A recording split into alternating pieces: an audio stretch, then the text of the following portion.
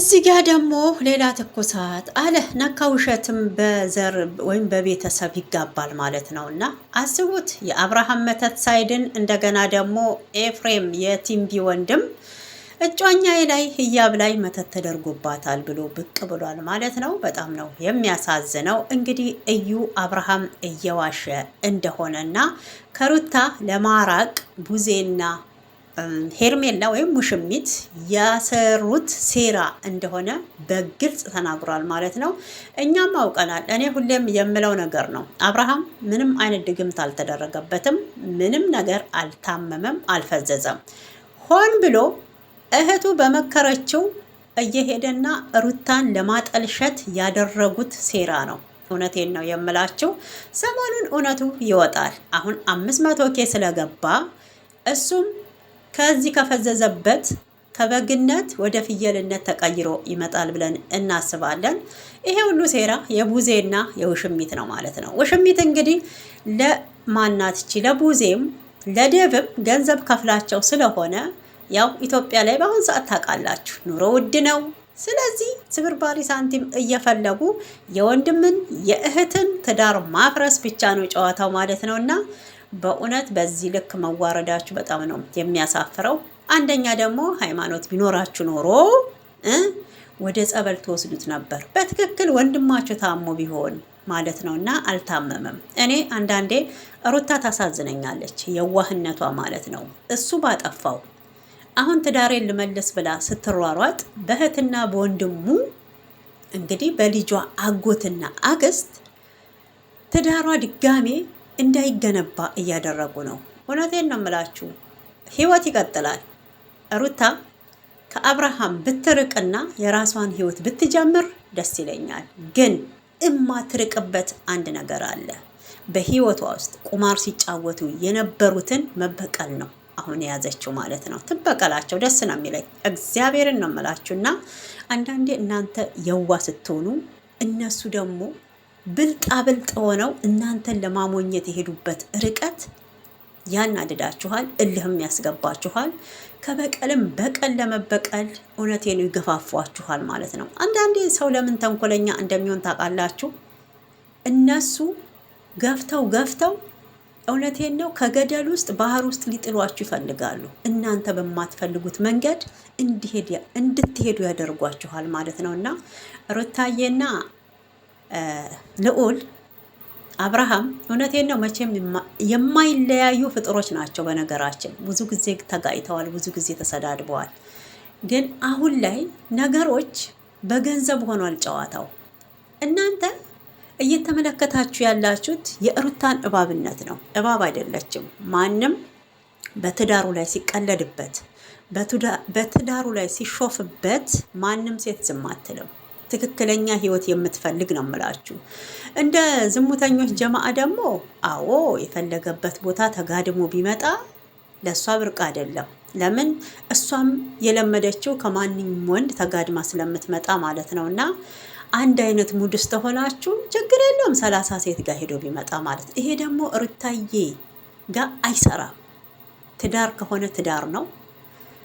ባልና ቤት የግል ሲሆን ነው ደስ የሚለው እንጂ እንዴ በሽታም እኮ አለ ጋይሶች። ምንድን ነው ይሄን ያህል እኮ ለስሜት ብቻ አይደለም ሄዳችሁ የምትጋደሙት።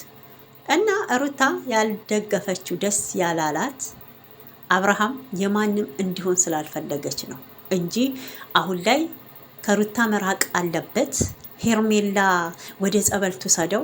ሄርሜላም ሃይማኖት ቢኖራት ኖሮ ጸበል ትወስደው ነበረ እንጂ ሆቴል ለሆቴል ይዛው አትንከረፈፍም። ገብቷችኋል? አብርሃም ቢታመም እውነት ቤተሰብ ዝም ይላል? ጋሽዬ ዝም ይላሉ ብላችሁ ታስባላችሁ? ጋሽዬ ዝም ቢሉ ዘመድ አዝማድ ዝም ይላል?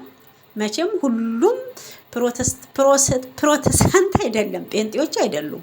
መቼም ከእናት ወገን ሊኖር ይችላል እንዴ፣ ከጓደኛዎች ሊኖሩ ይችላሉ። ሁሉም ጴንጤ ናቸው እንዴ? ቆይ ጸበል ደግሞ ማንኛውም ሃይማኖት ወደ ኦርቶዶክስ ሄዶ መጠመቅ ይችላል፣ ችግር የለውም ለመዳን እስከሆነ ድረስ ማለት ነው። እና እንትኑ ነው እንጂ የሚለያየው ሌላ ምንም እንትን አለው ብዬ አላስብም። ለማንኛውም ድራማው መብጫው ደርሷል። ሄርሜላ እውነት የሰው ባል ትተሽ የራስሽን ህይወት ብትኖሪ ነው ደስ የሚለው። ነገ የምትጸጸችበትን ነገር ነው እያደረግሽ ያለሽው ማለት ነው። ዛሬ ይጠቅሙኛል ብለሽ በገንዘብ ገዝተሽ የወሰድሽው ባል እውነቴን ነው ባል አይሆንም። ተመልሶ የሰው ዕቃ የሰው ንብረት ስለሆነ ወደ መጣበት ነው የሚመለሰው። ፍቅር በገንዘብ ያስጠላል። ፍቅር በፍቅር ሲሆን ነው ደስ የሚለው ማለት ነው። እና እኛ ገንዘብ ቁስን ሲገዛ ነው የምናውቀው በፊት። አሁን ላይ ግን ገንዘብ ወንድን ፍቅርን እየገዛ ነው ያለው ማለት ነው። እና ታሳፍራላችሁ። እንደናንተ አይነት እውነት የልዑል አክስትና አጎት መሆናችሁን ራሱ ልታፍሩበት ይገባል። ደግሞ በኮንፊደንስ ወጥታችሁ እኛ የምንፈልገው የወንድማችንን ጤንነት ነው። ስለዚህ ደግሞ አንቺ ከኛ ጋር ልትስማሚ ይገባል። አብርሃም ወደ ራሱ ሲመለስ ማንን እንደሚመርጥ ከሄርሜላም ሆነ ከሩታ እሱ ነው የሚወስነው። ተው እንጂ መዝናኛ ሩታ ልውሰደው ትንሽ እንዴ ይዝናና፣ ፈታ እንበል ካለንበት ጭንቀት። እስቲ ነፃነት ያለበት ቦታ፣ ጸጥ ያለበት ቦታ እንሄድ እንኳን ብላ ስትል እኮ መታችሁ መንገድ ላይ እኮ የመለሳችኋት እናንተ ናችሁ። ከሄርሜላ ጋር ግን ሄዶ እዛዋ ጫካ ለጫካ መዝናኛ ለመዝናኛ ሆቴል ለሆቴል እንግዲህ የሆቴል አልጋ ላይ ሲንደባለል አብርሃም አልታመመም። ሩታ ጋር ሲመጣ ግን ያመዋል፣ ጤናው ይናወጣል። ምነው ሄርሜላ ፈጣሪ ነች አላችሁ? በእውነት እንዳንቺ ደግሞ አይነት ሴሰኛ ሴት እንደ ሄርሜላ አይቻላቅ። በጣም የወንድ ጥማት ያለባት ባለትዳሮችን እንጂ ይሄኔ ካሜራ ላይ የአብርሃም ወጣ እንጂ እመኑኝ ሄርሜላ ይሄኔ ከመቶ በላይ ባለትዳሮችን አፋታለች። ምን ያህል የሴሰኝነት የወንድ ጥማት የወንድ አራራ ቢኖርብሽ ነው። አንዳንድ ተፈጥሮ ይሄ የሆርሞን ጉዳይ እኮ ይለያል። ፈጣሪ ሆይ በእውነት ለምንድን ነው እራሳችሁን ኃጢአት እንትን ሳትሉ ድጋሚ ኃጢአት የምታስገቡን?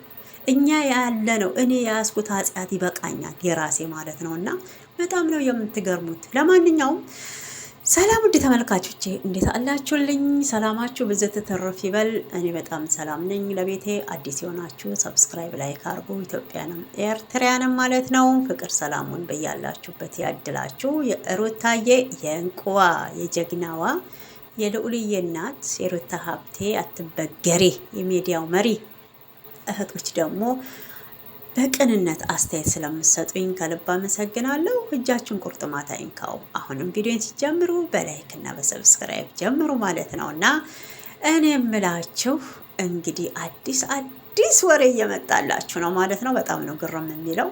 እንደው ነካ ውሸትም በቤተሰብ ይጋባል እንደ ጋይሶች። እንግዲህ ተመልከቱ ኤፍሬምን ማለት ነው።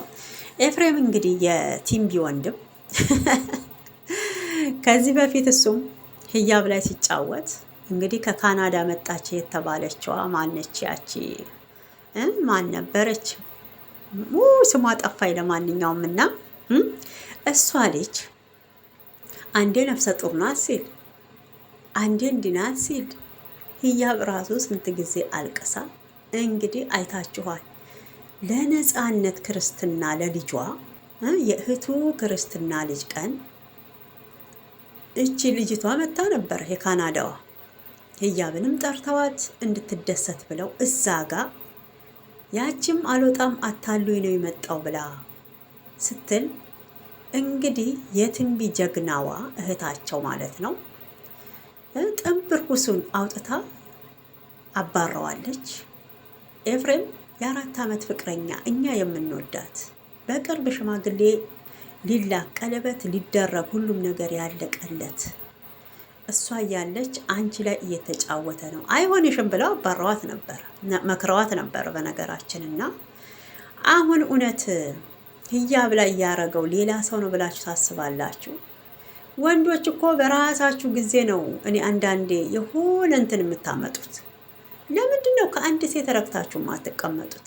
አሁን ህያብን የመሰለች ቆንጅዬ ልጅ እርግት ያለች በእውነት ድርብብ ያለች ሁሉን ነገር አሟልቶ የሰጣት በቃ የዛ ቤት ቤተሰቡ እውነቴን ነው ልቡ ያረፈባት ከነጋጋሽዬ በሉ እንግዲህ ከየትንቢ አባት ከእናታቸው ከሁለት እህቶቹ ሌሎቿ ሶሻል ሚዲያ ላይ እንዲብቅ ብለው ባያወሩ በእውነት አብሶ የቲምቢ እንዴት እንደወደደቻት የቲምቢ እናውቃለን። ጠንካራ ጀግና፣ እውነቴን ነው።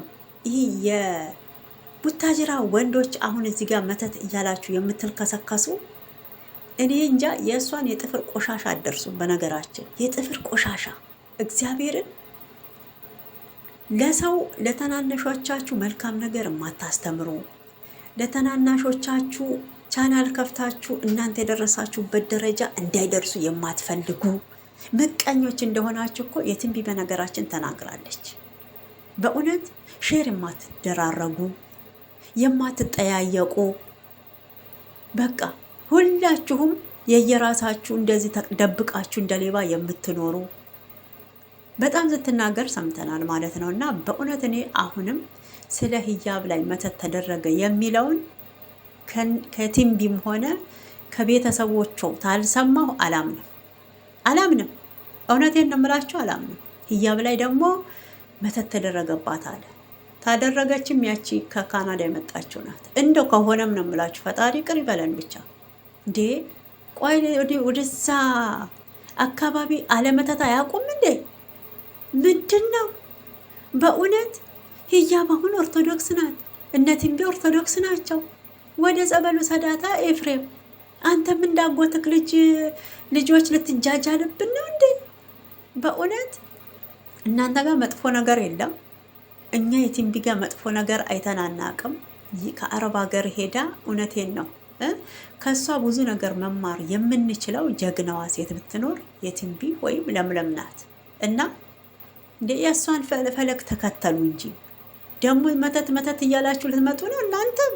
ኧረ ይደብራል። ምን ይሼ ነው? ኧረ ፈጣሪ ሆይ። እንግዲህ የዝሙተኞች ጀማአ ደግሞ ጠፍተዋል። ታውቃላችሁ እንግዲህ ወደ ቡታጅራ እንወስደዋለን አብርሃምን ብለው ነበረ። በዛ ጉዳይ ላይ ሩታዬ ያው አልተስማማችም። መሄድ ካለበትም ውሽሚት ከኛ ህይወት መውጣት አለባት ብላታለች። እህትየዋ በዚህ ጉዳይ ልትስማማ አልቻለችም። አንደኛ የበላችሁ ገንዘብ አለ፣ ያን ደግሞ ችላ መክፈል አትችልም። ቀን በቀን እንግዲህ ስብርባሪ ሳንቲም ይሰጣቸዋል፣ ለዴቭም ሆነ ለቡዜ ማለት ነው። ኢትዮጵያ ላይ እናውቃለን ኑሮ ውድ ነው በአሁኑ ሰዓት። እንኳን ራሳችሁ ሰርታችሁ ሰውም እንደዚህ ሰውም እንዲህ ረድቷችሁ እንኳን ማለት ነው እና አይቻልም። ታዲያ አዲስ አበባ ላይ ይሄን የሚያክል ቤት 30 ሺህ 40 ሺህ ቤት ኪራይ ማን ይከፍላል? ይቺ እንግዲህ ያው የሀብታም ልጅ ነች ተብሏል። ስሟም እንግዲህ አባቷ ሚሊዮን ነው ሚሊዮን ማለት ነው። እና ይሄን ስብርባሪ ስለሚሰጣቸው የወንድማቸውን ትዳር በብር ሸጡ ማለት ነው። ወራዶች፣ የማያፍሩ ባለጌዎች ማለት ነው። እና ሩታ አሁን የወንድማቸው ሚስት ልዑልዬን የመሰለ ልጅ ሰጥታቸዋለች። ይሄን የመሰለ የኔ ቡቡ ማለት ነው። ፈጣሪ እያሳድገው። በእውነት ልጅ እኮ በገንዘብ አይገዛም ጋይስ። እውነቴን ነው የምላችሁ። ስንቶች እኮ ገንዘብ እያላቸው ልጅ ፈልገው ያጧሉ።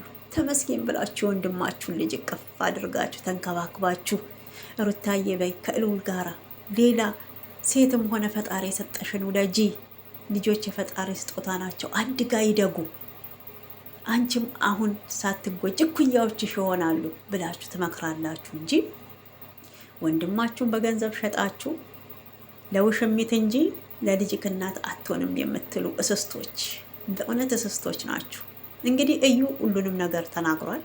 አብርሃም እየዋሸ ነው። ምንም አይነት ድግምት አልተደረገበትም። ይሄ ሴራ እየተሰራ ያለው በቡዜ በዴቭ እና በሄርሜላ ነው ማለት ነው። እና እናውቃለን በሶስቱ እንደተጠነሰሰ ለሶስቱ ተጠንስሷል።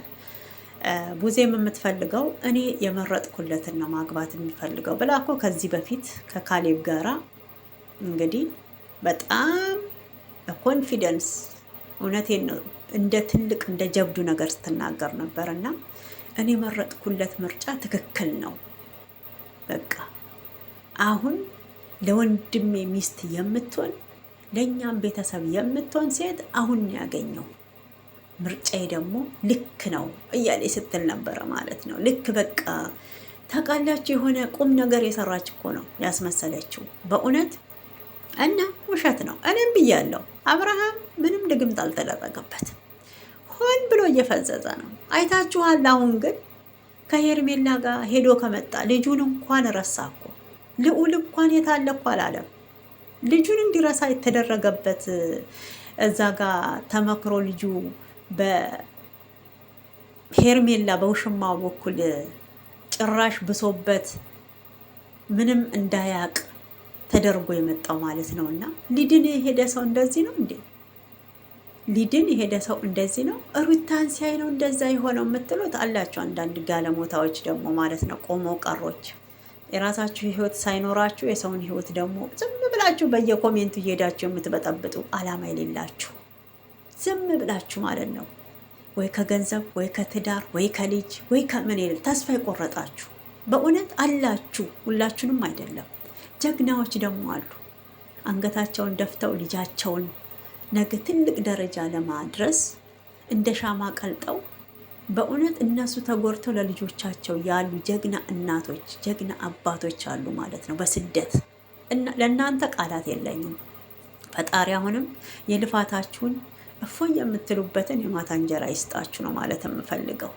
አሉ አንዳንዶች እባቦች ማለት ነው፣ እባቦች በቃ ሰው ሁሉ እንደነሱ እየወሰለተ እየዘመተ ሴሰኝነትን እያስፋፋ እንዲቀመጥ የሚፈልጉ ማለት ነው። እና በጣም ነው ይሄ ነገር የሚያሳፍረው። ውድ ተመልካቾቼ እንግዲህ እናንተም እስኪ ምን እየተሰማችሁ ነው? አንደኛ የመተቱ ጉዳይ ማለት ነው። የመተቱ ጉዳይ እንግዲህ አብርሃም ወደ ሄርሜላ የሄደበት ምክንያት ይድናል ተብሎ ነው አይደል?